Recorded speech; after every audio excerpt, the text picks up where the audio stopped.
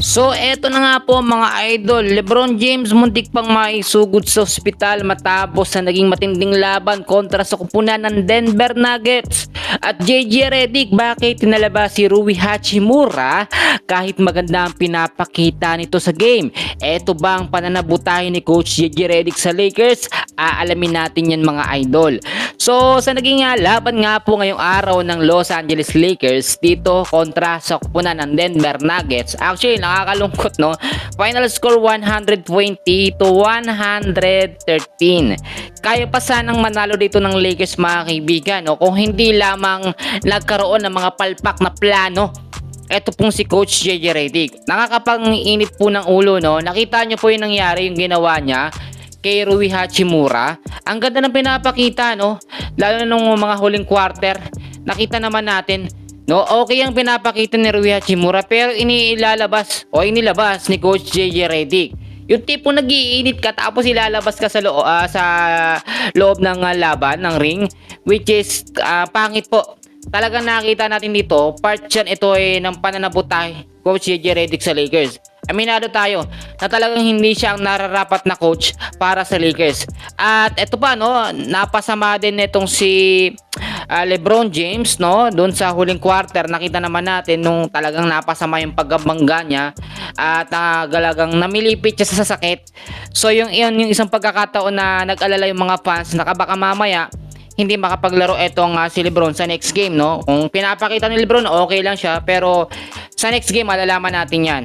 Possible na baka hindi siya makapaglaro. Kung titignan nyo sa starting lineup o starting 5 ng Lakers, ganun pa rin. Hindi talaga nagbabago ng lineup si Coach JJ Redick mga idol. Kasi yung makikita nyo po, no, si Marcus Smart, si LeBron James, si DeAndre Ayton, si Austin Reeves at si Luka Doncic pa rin yung starting 5. Yan pa rin yung ginagamit. Walang pagbabago.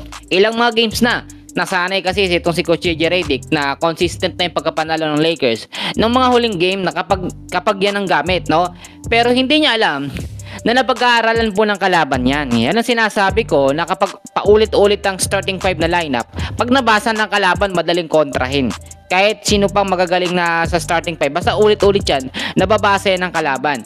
But so far, kung titignan naman natin, si Marcus Smart meron 32 minutes, ang haba nito, merong 9 points. Si LeBron James merong 34 minutes, merong 16 points. DeAndre Ayton, mababa yung minuto niya, no?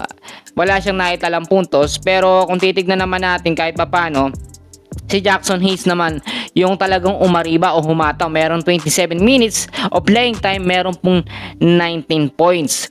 Si Austin Reeves 38 minutes, meron 16 points. Luka Doncic meron pong 40 minutes of playing time, meron 27 points. Ang tanong ng mga Lakers fans, bakit natalo ang Lakers kung okay naman ang stats ng mga player ng Lakers? Alam nyo, no, si Rui Hachimura maganda yung pinapakita. Actually 29 minutes yung naibigay sa kanya, nakapagtala siya ng 16 points. Dapat mas tataas pa yon, pero inilabas siya ni Coach JJ Redick. Kung ikaw ba yung matinong coach ng Lakers, gagawin mo ba yon? Ang ganda na pinapakita ng player tapos papalitan mo, no? Talagang may sayad sa pag-iisip itong si Coach JJ Redick, no?